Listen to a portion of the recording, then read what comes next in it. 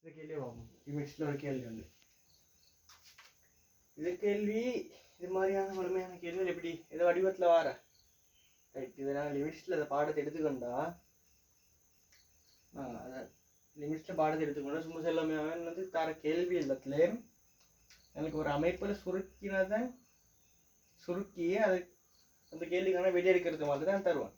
அந்த பெருமாதை இப்போ நாங்கள் டிரெக்டாக இதில் போட்டால் எக்ஸுக்கு பதில் அந்த பெருமானத்தை போட்டால் அது வந்து அன்டிஃபைனபிள் அப்படின்னா வரையறுக்க முடியாத வடிவமாக போகும். அதை தவிர்க்கிறதுக்கு தான் நாங்கள் அதை சுருக்கிறதுக்கு ஒவ்வொரு வகையில் நான் சுருக்கிறதுக்கு பழகிறேன்.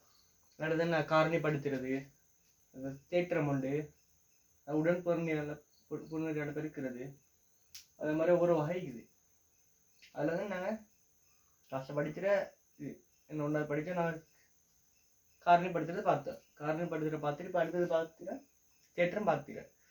எதை கேள்வியும் ஒரு தேற்றத்தை யூஸ் பண்ணி செய்கிற ஒரு கேள்வி தான். இந்த கேள்வி பார்த்தோன்னு எப்படி இது எதை வகையிலாண்டு விளங்குற எப்படின்னா நாங்கள் இதுக்கு எக்ஸுக்கு அடுக்கிக்குது. இது உடன் புண்ணியால் பெருக்கும் மேலே உடன் புண்ணியால் பெருக்குன்னா ருட் வடிவம் அதெல்லாம் வரும். இதை வந்து இப்போ எக்ஸுக்கு அடுக்கிக்குது, கீழே எக்ஸுக்கு ஒன்றா மடுக்குமிக்குது. அப்போ அதில் கீழே லேசாக தேற்றம் யூஸ் பண்ணேன்றது ஐடியா கேள்வி செஞ்சு ப்ராக்டிஸ் பண்ணக்குள்ளே இது வரும். ரைட். இந்த கேள்வி எப்படி செய்யலாம்? இதை கேள்வி செய்யறதுக்கு முன்னாடி நாங்கள் தேற்றம் என்னண்டா ஒரு ஒரு வடிவம் இப்படி இருந்தா எக்ஸ் என் சய ஏ என் கீழே எக்ஸ் சய ஏன்ற வடிவத்தில் இருந்தா எனக்கு இது சுருக்கியது எல்லாமே எப்படி n into A n minus 1 இதை வடிவுக்கு நிலைக்கு தான் சுருக்கலாம். அது ஓகே தானே? இதுதான் தேற்றம். இது இப்படி இருந்தால் இப்படி எழுதலாம். அப்போ நான் உதாரணமாக கேட்குறேன், எக்ஸ் கணம் சய 3 கணம் சய எக்ஸ் சய 3. ரைட். இது எப்படி இருக்குதுண்ணே? இது எப்படி எழுதாம இருக்கு? எப்படி எண்ணுக்கு பதிலாக இங்கே 3, அப்போ 3 ஏக்கு பதிலாக அங்கே அதுவும் 3. ரைட். 3 n மைனஸ் 1 3 சய 1 அப்போ 2 அப்போ 9 27 வருது. ரைட். இது இப்படி தேற்றத்தை யூஸ் பண்ணி செய்கிறது. அதே மாதிரி இது எப்படி தேற்றம் நிலைக்கு விளங்கிச்சு? நீங்கள் எக்ஸ்ட்ரீம் அடுக்கு சமன், நீங்கள் சமன், நீங்கள் சரிக்குது. அதே மாதிரி அதே வடிவம் இருக்குது, பெருமானங்கள் மாறிக்குது. அப்போ இதே மாதிரி அதே வடிவத்துக்கு மாற்றணும் இல்லையா? எப்படி அதே வடிவத்துக்கு மாற்றுறேன்? எப்படி அதே வடிவத்துக்கு மாற்றுறேன்னு சொன்னால் இப்போ பாருங்க, இங்கே எக்ஸ்ட்ரா 1 கீழ் 4 அடுக்கிக்குது. அப்போ இங்கேயும் 1 கீழ் 4 அடுக்கு வரணும் எங்களுக்கு. அப்போ தான் ஏதாவது ஒன்று செய்யலாம். 1 கீழ் 4 அடுக்கு வரணும். எதிர்த்து 1 கீழ் 4 அடுக்கு வரணும். பாருங்க, இது இணை மீற நம்ம வெளிவு சமன், இணை மீற வெளிவு சமன், இது மிதம் அடுக்கு சமன். இதை கேள்வி இப்படி செய்யலாம். உடனே இப்படி செய்யறான்னு பழகி கொள்வது இல்லை. இது இணை மீற வெளிவு சமனாயிக்கணும், இதே அடுக்கு சமனாயிக்கும் வேணும். இதே அடுக்கு சமனா வரணும்டா இங்க என்ன அடுக்கு வரணும்? ரைட். இது இங்க என்ன பெருமானம் வரணும் வெளியே தெரியா. ஆண்களுக்கு இதை 3 மாத்தமேலா, 5 பெருமானத்தை மாத்தமேலா. ரைட். இன்னைக்கும் இதே வெளியே வரணும்டா என்ன வெளியே வந்திக்கு 1 4 அடுக்கு என்ன பெருமானம் வரன்னு தெரிய உள்ளுக்கு. ரைட். இன்னைக்கும் இதே பெருமானம் இங்கிற பெருமானம் இங்கே, இங்கிற பெருமானம் இங்கிற பெருமானம் இங்கண்டா 81 தான் இன்னைக்கும் வரணும் இல்லையா? 81 ஆனால் என்ன 3 தான் 3 மாத்தல. இப்போ நான் செக் பண்ணி பார்க்கணும். சுருக்கினா 3 வருதாண்டு. சுருக்கினா 3 வருதா? ரைட். சுருக்கினா 3 4 அடுக்குன்னு வரும். 4 அடுக்கு தர 1 கீழ் 4 அப்போ 3. இது வந்து இப்படி செக் பண்ணுற ஒரு மெத்தட். இது வந்து இன்னைக்கு 81 எப்படி இணை மீனே ஒரே அடுக்கு வரணும், இன்னொரு நம்பர் இங்கே வரணும். யோசிச்சு இது செஞ்சா இப்படி எடுக்கலாம். சொன்னா மெத்தட் இப்படி செய்யற சில கேள்வியெல்லாம் மாற்ற இந்த மூணு மெத்தட் எப்படின்னா ரைட். இது ஒரு மெத்தட். ரைட். அடுத்த மெத்தட்னா மெத்தட் ஒன்று இல்லை, அதை விளங்குற மெத்தடை இதை பார்ப்போம். ரைட். இன்னும் 3 கதைகளுக்கு மாற்றம்னு செய்யலாம். ஆனால் கட்ட மேலுக்கு எப்படி ஷுவர் இங்கே 1 கீழ் 4 அடுக்கு இருந்தால் அங்கேயே 1 கீழ் 4 அடுக்கு வரணும் இல்லையா? 3 இருக்குது, நாங்கள் 3ல் மாற்றம் செய்யலாம். ரைட். 1 கீழ் 4 அடுக்கு கொண்டு வரணும். அப்போ 1 கீழ் 4 அடுக்கு கொண்டு வந்தால் நான் 4 இதால பெருக்குன்னா சரி தானே இப்ப ஏதாவது மாற்றம் செஞ்சுனா இல்ல. இது எப்படி எழுதலாம்? 4 உள்ள கொண்டு வந்து எழுதலாம் தானே. 3ட 4ஆம் அடுக்கு பிரக்கெட் பண்ணி 1/4. அதே தானே. நான் வந்து எதுமா மாற்றம் இதை சுருக்கினா 3 வரும். 3 செஞ்சு நான் 3 மாத்திரம் ஒரு வடிவத்துக்கு. ரைட். இது எப்படி எழுதலாம்? அப்ப 3 4ஆம் அடுக்குன்னா 81ட 1/4 அடுக்குன்னு எழுதலாம் இல்லையா? ரைட். 81ட 1/4 அடுக்குன்னு எழுதலாம். இது விளங்கிச்சா? ரைட். அடுத்தது அப்ப இது எக்ஸ்ட 1/4 அடுக்குன்னு எழுதினா இது எப்படி எழுதலாம்? 3 ரெண்டு பேர்ல பார்த்தா இது எப்படி செய்யறது? நாங்கள் எப்படி இங்கே பெருமானம் வரும், இது அடுக்குது இங்கே வரும் யூஸ் பண்ணி செஞ்சா சரி. அது எல்லா டைமும் சரி வராது. எப்படி சரி வராது அதே நான் சொல்றேன். எல்லா இடத்துக்கும் சரி வராது. அடுத்தது அப்ப எப்படி எழுதலாம்? 81ட 1/4 அடுக்கு. ரைட். கீழே அடுத்தது எப்படி எழுதுற? அடுத்தது இது அழிச்சிருங்க. அதை பார்த்து எழுதுங்க. கீழே மேல இருந்து x 81 லிமிட்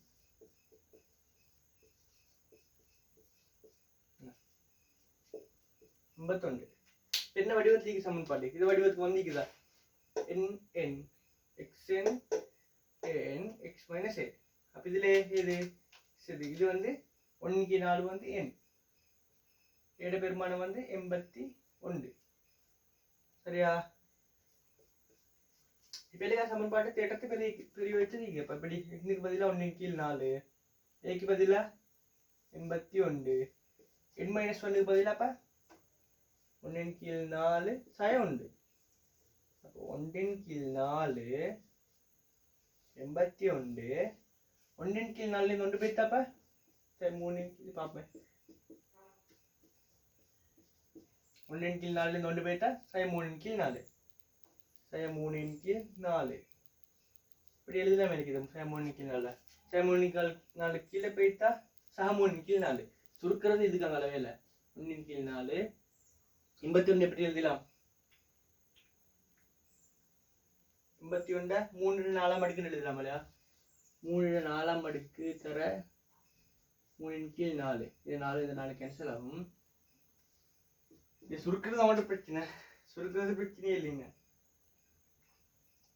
3 81 நான் 81 என்ன செஞ்சேன்? கீழே போய்த்து 81 கீழே கொண்டது 1/81 3/4 அடுக்கு. அதைத்தான் நான் 81க்கு பதிலாக 3/4 அடுக்கு போட்டு சுருக்கினேன். அப்போ 3/3 அடுக்கு அப்போ இப்படி வரும்.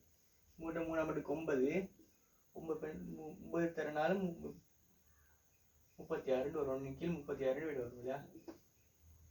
ரைட். இது 1/36 வரும். சரி, நான் இதில் 2 மெத்தடில் நாங்கள் இதை கண்டுபிடிச்சா சொன்னோம் இல்லையா?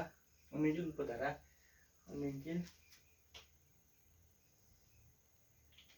சரி, நான் இது 2 மெத்தடில் சொன்னேன். எப்படி இதை கண்டுபிடிச்சிட வெளியே இன்னைக்கு வர இது 81 கீழே 1/4 போட்டது நான் 2 மெத்தடில் சொன்னேன். ஒன்று இது வந்து எல்லாருக்கும் 2 விளங்கிக்கும். ஆனால் இதை நான் சொன்னேன் இன்னைக்கு வர நம்பர் இன்னைக்கு வரும், இதுதான் வர எடுக்குது இங்கே வரும். எப்படி இது ஏ வரும் இங்கே மே வரும், இங்கே என் வரும் இங்கே மென் வரும். அப்போ இங்கே 81 வரும், எனக்கு 81 வரும், 1/4ன்னா 1/4 வரும்ட்டு நாங்கள் அப்படி செஞ்சோம். எழுதினோம். அப்படி செஞ்சா இந்த இடத்துல மாற்றேன்டா. இதை எழுதிட்டு நான் பாட்டு எழுதிக்கோங்க. இதை அழிச்சிறேன். இப்படி வந்திக்கு ஒரு கேள்வி உதாரணம். இந்த இடத்துல மாற்றேன்டா. ரைட். இப்படி ஒரு கேள்வி வந்து வச்சுமே. ரைட். 1/3 4 x அரையாம் அடுக்கு சர 8. ரைட். 64.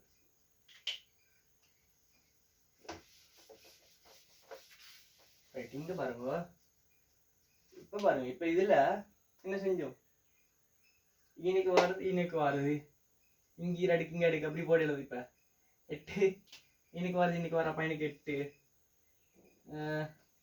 1/3 வந்தா அப்ப இன்னைக்கு 1/3 இப்படி போடலாம்ப்பா. இன்னும் 2 வருமே. 4 இப்படி 2ஆ மாறுறேன். அவை செய்யலை இல்லையா? அது மீன் பதில் 1ஆம் அடுக்கு இல்லை, நெக்ஸ்ட் முதலாவது அடுக்கு இல்லை. அதனால இது இப்படி செய்யலாம். அவனுக்கு ஷோர்ட் யோசிச்சுட்டு ஒரு மெத்தட் சொல்லி தரேன். நீ 81 இது எப்படி யோசி பண்ணலாம். நீ 81 வந்தா இன்னைக்கும் 81 தான். நான் வளமையாக சுருக்கிறது மாதிரி தான். எக்ஸுக்கு பதில் 81 பெருமானத்துக்கு பெருதிட்டா வரையறுக்க முடியாத வடிவம் போகணும்.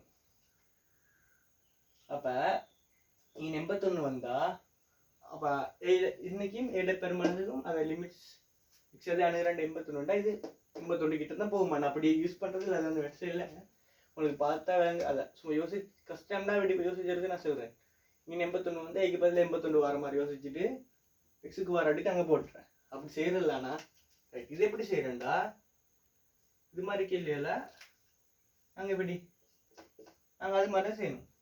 எக்ஸ் 1/3 சய 4 எப்படி எழுதலாம். 4 நான் அப்படியே வச்சுட்டு 1/3 தானே உருவாக்கணும். 1/3 தர 3. அப்போ 4 கணம் 1/3. 4 கணம் என்ன 64 1/3 பார்த்தா 64 வந்துச்சு தான். நான் இன்னைக்கு ஆனால் அப்படி யூஸ் பண்ணுறல, அது உங்களுக்கு அவனுக்கு பிரச்சனை இல்லை. மார்க்ஸ் எப்படி வரும். நீ நெக்ஸ்ட் அரையாம் அடுக்கு 8க்கு எப்படி எழுதலாம். 8 அரையாம் அடுக்கு தர 2.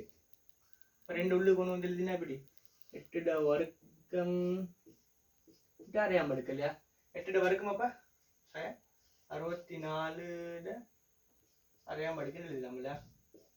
வேலைக்கு எப்படி என்ன செய்யலாம். அடுத்தது என்ன செய்யலாம்.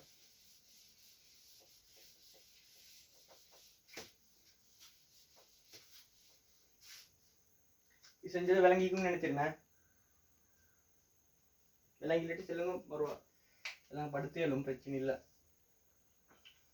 இது விளங்குறது தான். இது சின்ன விஷயம் உண்டு தான். ரைட். இது என்ன செய்யலாம். இப்போ மேலே கீழே என்ன மேலே மேலுக்கு எக்ஸ் என் என் எக்ஸ் ஏ வடிவத்தை தானே கொண்டு வரணும். அப்போ கீழே எக்ஸ் 1ஆவது அடுக்கால இது 1ஆவது அடுக்கால பிரிச்சணும் இல்லையா. மேலே கீழே விதால பிரிச்சோம்னாங்க. 1/3 சய 64 1/3. இதுல இதே நான் எக்ஸ் 64 பிரிக்கிறேன். எக்ஸ் அரை 64 அரை. இதே நான் எக்ஸ் 64 பிரிக்கிறேன். நான் மேலே கீழே எக்ஸ் 64 பிரிக்கிறேன். அப்போ பிரச்சனை இல்லை. மேலே கீழே எக்ஸ் 64 பிரிக்கிறேன். அப்போ ஒன்றா மாற்றமும் செய்யலை. ரைட். அதை என்ன செய்யற பொருள் இதை சுருக்கணும். இது மேலே ஒரு சமன்பாடு, கீழே ஒரு இது மாதிரி மேலே கீழே வேற வேற யூஸ் பண்ணணும் இல்லையா. n × a இந்த சமன்பாட்டை n × a n-1 அப்போ சுருக்கிறேன். அதை வடிவத்தை யூஸ் பண்ணினா இந்த மேல் துண்டுக்கு யூஸ் பண்ண n வந்து 1/3 ஏட பெருமானம் 64 n-1 1/3 சய உண்டு. அப்புறம் கீழே எந்த பெருமானம் என்னண்டா ஹாஃப் ஏட பெருமானம் 64 n-1 ஹாஃப் சய உண்டு. ஒரு சுருக்கினா விட வரும். இது சுருக்கிறது கஷ்டம் இல்லை. இதை இப்படி யோசிச்சிருங்க. கொஞ்சம் யோசிச்சேன். இதை 1ஆவது அடுக்கு எக்ஸ்ட்ரா முதலாவது அடுக்கு வரதால எக்ஸ் 64 1ஆவது அடுக்குனால இப்படி பிரிக்கிறேன். இது விளங்கிச்சா. 4 64 1/3 போட்டது 8 64 ஹாஃப்னு போட்டது விளங்கினா சரி. விளங்காட்டி எப்படி செய்யற இப்படி செஞ்சா ரைட். அது இப்படி நாங்கள் அதை அடுக்கு உருவாக்கணும். இதை வடிவத்துக்கு சமன்பாட்டு இதை வடிவத்தை பெறுறதுக்கு நாங்கள் அப்படி உருவாக்கணும்னு செஞ்சா சரி.